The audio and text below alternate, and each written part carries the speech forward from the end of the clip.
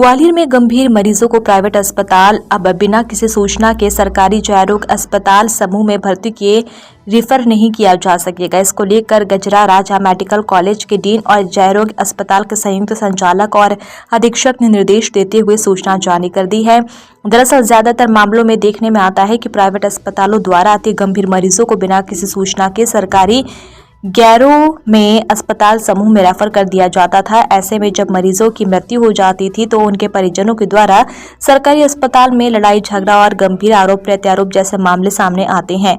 ऐसे में अब प्राइवेट अस्पतालों के संचालक और डॉक्टरों को निर्देशित किया गया है कि वह अपने मरीज को रेफर करने से पूर्व संबंधित विभाग के चिकित्सकों से संपर्क कर विभाग में खाली पलंग की स्थिति का पता करें और उनकी सहमति के बाद ही गंभीर मरीजों को स्वयं खुद की एम्बुलेंस और स्टाफ के साथ सरकारी अस्पताल में शिफ्ट करवाए। हमने एक लेटर जारी किया है कि कोई अगर मरीज आता है तो हमको सूचना दी जाए। सूचना नहीं, हमसे पूछा जाए कि पलंग खाली है कि नहीं, वेंटिलेटर खाली है नहीं, तभी तो हम गंभीर मरीज रख पाएंगे। अगर गंभीर मरीज किसी भी अस्पताल ने, पहली चीज़ तो मुझे बताए कि गंभीर मरीज कोई व्यक्ति रेफर ही क्यों कर रहा है, कि व्यक्ति जब आया होगा किस कंडीशन में था, ये भी तो मुझे बताया जाए। रेफरेंस लेटर दिया जाए, क्या इलाज 4-5 दिन किया गया वो भी तो दिया जाए मुझे। भाई उसी के आधार पर तो आगे इलाज कंटिन्यू करेंगे उसका, ये तो कोई नहीं बता पा रहा है। और फिर गंभीर हुआ क्यों, और गंभीर स्थिति में आप ऐसे अचानक भगा देना या छोड़ देना बिना किसी कागज, बिना किसी दस्तावेज, बिना किसी एम्बुलेंस के, तो अपराध है ना। देखिए आप लोग पहले थोड़ा सा, मैं सर आप बता रहे हैं कि बिना सूचना के आ जाते, तोड़फोड़ करते हैं मरीज, लड़ते हैं, उनके अटेंडेंट पेशेंट की कैजुअलिटी हो जाती है तो उनके अटेंडेंट द्वारा लड़ाई होती है। परसों लड़ाई हुई हमारे यहाँ, हुई कि नहीं हुई आपको पता और चला होगा। तो इसलिए मैं इस बात को बोल रहा हूँ कि हमारे यहाँ एक सामंजस्य की स्थापना करने की कोशिश की जा रही है, प्राइवेट और सरकारी की, कि दोनों लोग अपना अपना सामंजस्य स्थापित कर लें, हमसे पूछ लें। पूछ लेने का मतलब ये होता है कि डॉक्टर साहब आपके पलंग खाली हैं, तो हमारे ही डॉक्टर ना वो रेफर करने वाले, कोई विदेश से तो आए नहीं है वो लोग। बिना परमिशन के लिए रेफर नहीं किया जाए तो क्या?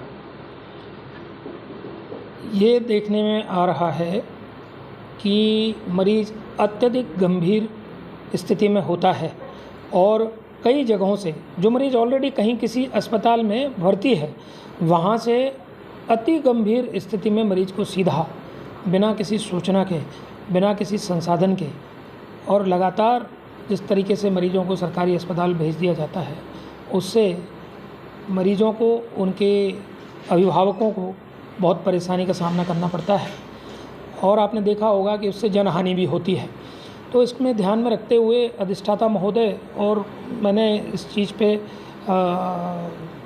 गहन विचार किया और इसको संज्ञान में लेते हुए ये हमने CMHO को ये पत्र इसलिए जारी किया है कि चूँकि जितने भी प्राइवेट अस्पताल या अन्य डिस्पेंसरियाँ जहाँ मरीज़ मान लीजिए कोई वेंटिलेटर पे है, ऑक्सीजन पे है, तो हम यहाँ पर एक कॉल सेंटर बना रहे हैं, विभाग अध्यक्षों के हमारे सबके नंबर जारी कर रहे हैं, तो वो संबंधित चिकित्सक से वहाँ एक बार बात कर लें।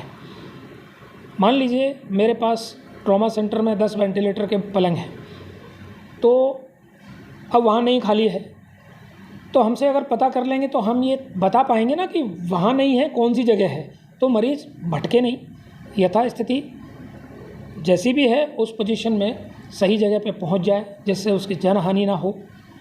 और फिर दूसरा प्रश्न ये है कि अत्यधिक गंभीर पोजीशन में जब ऑलरेडी मरीज़ का इलाज चल रहा है, तो ऐसी स्थिति में भेजने के पहले एक बार ये सुनिश्चित कर लें कि मरीज़ सुरक्षित सरकारी अस्पताल तक पहुंचेगा कि नहीं पहुंचेगा, क्योंकि हर किसी की ज़िंदगी बहुत ही महत्वपूर्ण है। कोई गरीब मध्यम वर्गीय से कोई परमिशन, कोई फ़ोन नहीं लगा पाता है, उस समय कोई अगर जनहानि हो सकती है तो कौन जिम्मेदार है? देखिए, जो मरीज़ सीधे जयारोग चिकित्सालय आ रहे हैं उनके लिए आदेश नहीं है, ये आदेश सिर्फ उनके लिए, उन प्राइवेट अस्पतालों या सरकारी डिस्पेंसरियां वहाँ के लिए है जहाँ पर वो मरीज़ ऑलरेडी इलाज ले रहा है और जैसे ही वो सीरियस होता है, अगर सीरियस हो रहा है और वो कोई अस्पताल मान लीजिए उसकी चिकित्सा ठीक से नहीं कर पा रहा है, तो आप हमारे चिकित्सकों से चर्चा कर लें कि इस तरह का मरीज़ है, हम भेज रहे हैं। हम तो मना करते ही नहीं, हम तो हर मरीज़ की चिकित्सा कर रहे हैं। जो भी आ रहा है वो हमारी जिम्मेदारी है, बिना सूचना के ही आ रहा है तो भी हम कर रहे हैं। परंतु हो क्या रहा है कि मरीज़, जैसे आपने देखा होगा, कई ऐसे आए मैटर कि मरीज़ अस्पताल तक पहुंचा ही नहीं, वो एम्बुलेंस में ही उसकी मृत्यु हो गई। तो ये तो ख़राब चीज़ है ना। अगर हो सकता है कि उस अस्पताल में मरीज़ रहता तो ऐसी घटना नहीं होती। तो हर व्यक्ति उसके परिजनों के लिए बहुत ही महत्वपूर्ण है। किसी की जान बहुत बहुत कीमती है। तो हमारा उद्देश्य यही है कि किसी को जान माल का नुकसान ना हो और हम वो हमें पूरा सहयोग करें, बाकी तो हम सहयोग कर ही रहे हैं।